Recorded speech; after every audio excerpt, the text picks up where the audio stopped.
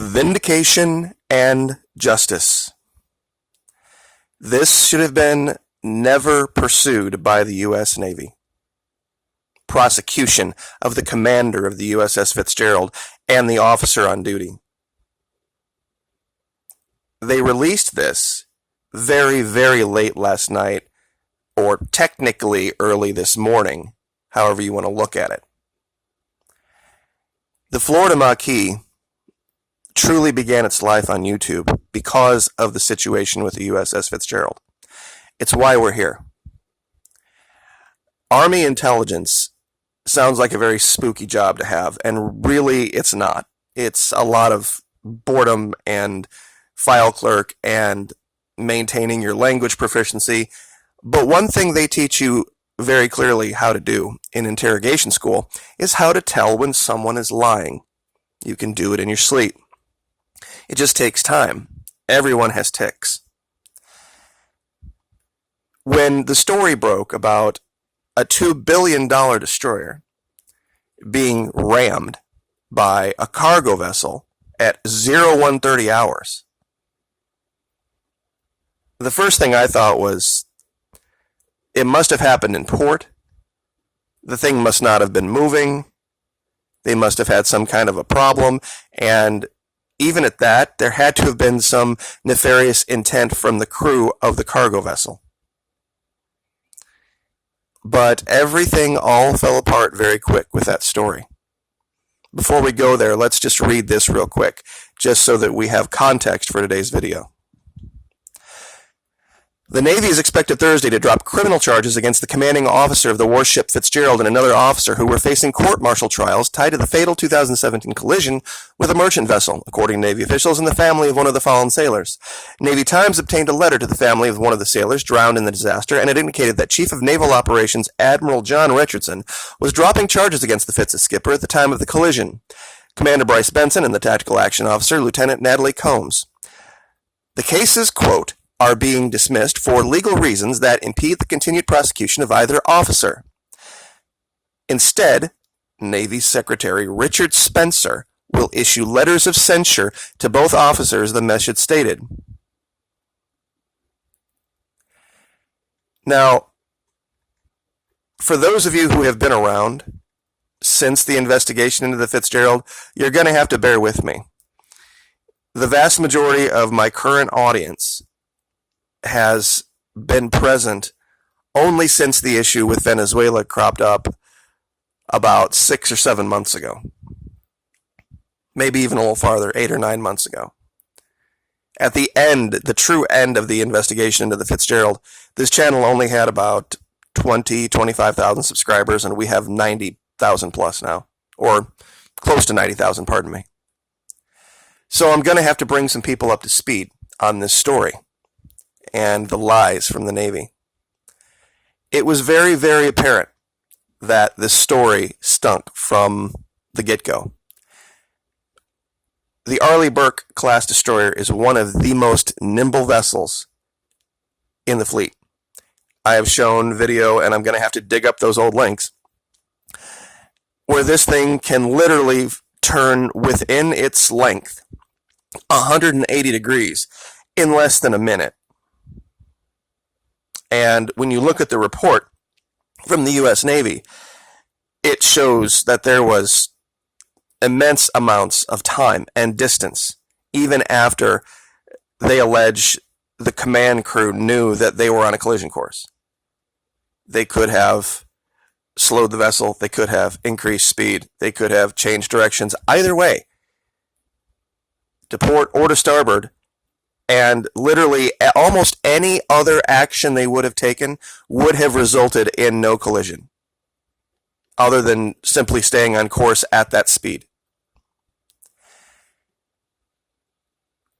I was a little unsure about the details, so I withheld judgment until I watched the press conference with Admiral Aucoin. Now let me say this in the man's defense. He's a poor liar. He's a very, very bad liar. I can count on one hand as many times as I have ever seen a flag officer stand in front of microphones within 48 hours of an accident that resulted in death in the military. You just don't do it. At the time, we had just giant metal file cabinets. You'd go over, you would pull out the appropriate statement, you would fill in the details, and you would release it, and that was the end of it. With no specifics whatsoever. Not at this point in time, with zero investigation having been done. 3 separate times in this press conference, this man misstated the time by nearly an hour. And it wasn't about, some kind of a timeline issue. Was it on this side of the date line or that side? No. He said it was 0220 hours, and the Japanese self-defense forces, those who actually responded to the issue off the coast of Japan, said it was 0130 hours. What this revealed is that the Navy had absolutely no independent information, electronic, from that vessel whatsoever. There's no way would have been no automated record if the vessel had been operating as it was supposed to be, like the Navy alleged. The story, what they ran out to the public to make them believe this was the case, is that the cargo vessel was on autopilot, and the entire crew was asleep, and the Fitzgerald was just not paying attention, and everybody was just, poorly trained and cross-decked and exhausted and tired from a full day of evolutions, and they just didn't see it, and by the time they did, it was too late. Well, it came out later that the crew of the cargo vessel was anything but asleep. In fact, their commander, their captain, said that he had tried to flash his lights and bridge to bridge the destroyer multiple times.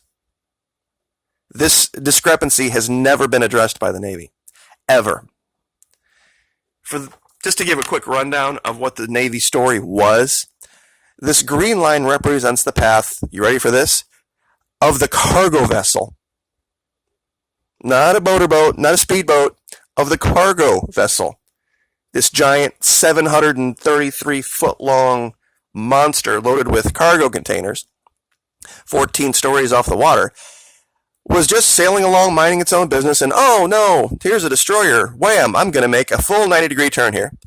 And then I'm going to make a 45-degree turn to the left, and then I'm going to go downrange for about a half an hour, and oh no, what happened? We hit a destroyer. Golly, that's rough. So we're going to do, in less than 5 minutes here, a full 180-degree turn, and then we're going to accelerate back to the location of the accident. And remember, you couldn't see them to begin with because it was dark, but now you're going to go back and try to find that needle in the haystack, and you do, and then you, being the helpful folks you are, decide to call it in at 0220 hours, and then you loiter, and then you just do a turn to the right, turn to the left, turn to the left, to the right, and then another 90-degree turn up here, and then you decide to go to port where you were supposed to. But funny thing, on the way to port, you decide to go to the other side of the island that you said that you were turning to miss, and you loiter there for 5 hours for no good reason, and then you go to port. That's the story you're supposed to believe. Seriously, not making that up. That's exactly the story that they want you to believe. This is the vessel. Now, during that investigation, we got into the nuts and bolts of the bulbous bow and how it was what caused the damage. And when you look at the damage on the Fitzgerald, it doesn't match up at all. The hole beneath the waterline, first of all, they sent down secret underwater welding teams to cover the entire patch on the Fitzgerald before they drained it out of dry dock. Think about that for a minute. What would have been the reason? The damage was already done, and the thing sailed under its own power from the location of the accident all the way back to the 7th Fleet headquarters at not Okinawa, but or Toshima, but you guys know where I'm talking about. The headquarters of 7th Fleet, and just with the help of tugboats. But they said to move it from one side of the port to the other side of the port for safety reasons, they had to weld all those giant patches over the damage. Yokosuka, pardon me. That was the name of the city, Yokosuka, Japan. This is the crayon drawing that was released by the Navy. This is the official Navy report. right here, which by the time they released this, another destroyer had been rammed, the McCain, and we lost 10 sailors there. So 17 dead sailors in 2 months, rammed by 2 different cargo vessels, and our government would want you to believe that it was just a cross-decking issue. See, that was the most nauseating, gut-punching thing of all. The Florida Maquis being the only channel for a good long time that was investigating this as suspicious, because everyone else just wanted to blame the quote-unquote Obama Navy. That somehow a man who hadn't been president for 6 months or 7 months was responsible for 2 Navy destroyers being rammed. The same people that loved to talk about how wonderful our military was and how great and fantastic they were had no problem sliming them and calling them disgraceful and untrained and unmotivated and tired. But also in the same breath saying that they were heroes because after the collisions occurred, they were absolutely right on top of all of their duties necessary to save their ship. Especially in the case of the Fitzgerald, because it was in danger of sinking. I don't believe the McCain ever was, but it did result in the death of more sailors. Very different story. But yeah, this was the crayon drawing that initially the Navy released with all of the times and these dot locations being completely wrong. And we have that documented. I'll have to dig up those old links. It's been a very long time since I've spoken about this. But real quick, the AIS track was the smoking gun. In the upper left-hand corner, and I'll give you this link because I don't think it's going to get demonetized for sure. Usually links will demonetize your video, no matter what they're links to. It shows that the clock on the AIS transponder was being screwed with. And I've done probably a dozen videos covering this. During its transit toward the collision location, the ACX Crystal was not transmitting using a Class A transponder, like it would have been required to under the laws of the sea, SOLAS Convention. It's not something that usually any captain of these vessels would have access to. It's an automated system so that everybody knows where everybody else is. How do we know this? Because those transponders send up information, location information, at a certain rate. For a Class A, it's 10 seconds. You can have one of these systems put on your private boat or yacht, and it has very different updating times depending on the speed you're moving, where you're at, what type of vessel. The ACX Crystal was using a Class B transponder. What's the difference between a Class A and Class B other than the reporting times? The distance. A Class A transponder can be seen or the information intercepted from dozens of miles away. Smaller vessels, like just little private yachts, don't need to broadcast their location that far. The problem with the story of the ACX Crystal is that prior to the accident, it was a Class B, and after the accident, it was a Class A, and you can see that in the changing of the reporting times up here in the upper left. This was one of the little details, little tiny details, that those attempting to cover up the story didn't realize would come out. Now, the only way you can find this for yourself, and I'll show you how to do it, is on any video like this. You can go down here to the little tool section, click speed, and go all the way down to 1/4, because these AIS tracks are basically taken and the time is compressed so that you can see the actions of 4 or 5 hours in a little 4.5-minute video. So I'm going to play this forward.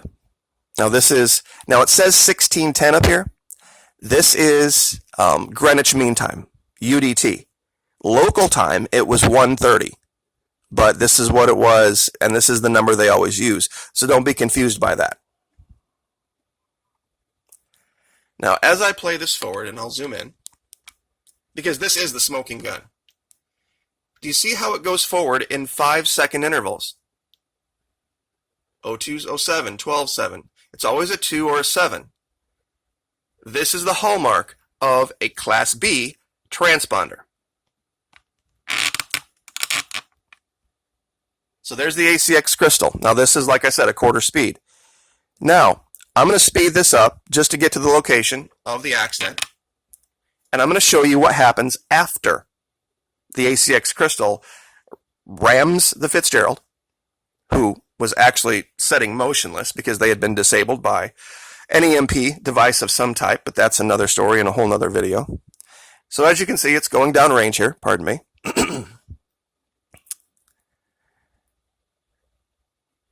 And all of these other vessels, no idea what's going on.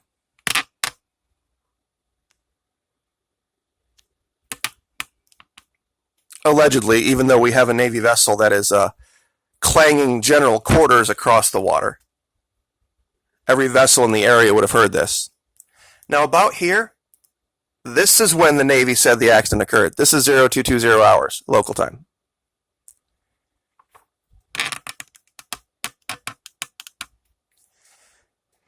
So here's the Crystal. And here's where everything goes wonky. It just stops right here and sets. Still reporting in the 5-second paradigm. Now, all of a sudden, it re-reports facing the other direction, moving a different speed. But look at this. Let me slow this back down to a quarter. And we can zoom in up here. And watch this.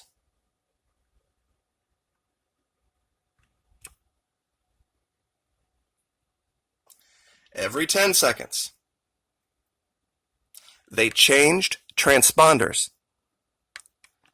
You will not find any statement in the Navy report that investigates this discrepancy whatsoever.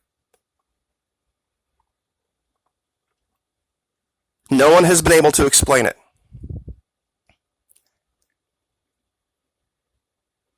This is what occurred, 17 June 2017. There were a lot of other things occurring in the region at the same time. North Korea was launching missile after missile after missile. They did a nuclear test underground. All of a sudden, a submarine, a U.S. submarine, pulls into port in Washington State, flying the Jolly Roger. And after that, we hear absolutely nothing about any training issues whatsoever with the U.S. Navy. They magically fixed what they described to be a systemic, fleet-wide problem with cross-decking and exhaustion almost immediately. And to this day, we have had no more collisions. 2 in 2 months, resulting in the death of 17 sailors. The Navy description of the problem being a system-wide training issue. Then all of a sudden, the issue with the USS Jimmy Carter pulling into port, flying the Jolly Roger. And then the problems just go away, and now here we are 2 years later. 2 years later. And they are going to drop all criminal charges against the commander and the officer on duty. Now, there's a lot more to this story. A lot more to it that I was not able to cover. I tried to hit the big points. But we're going to cover those this week. And we're going to bring everybody up to speed. I didn't think I was ever going to speak about this ever again. But there has been justice for this man and for Natalie Combs. I'm not sure what the letters of censure are going to do. But it's definitely not what they're telling you. And we'll leave it there. Like, share, subscribe.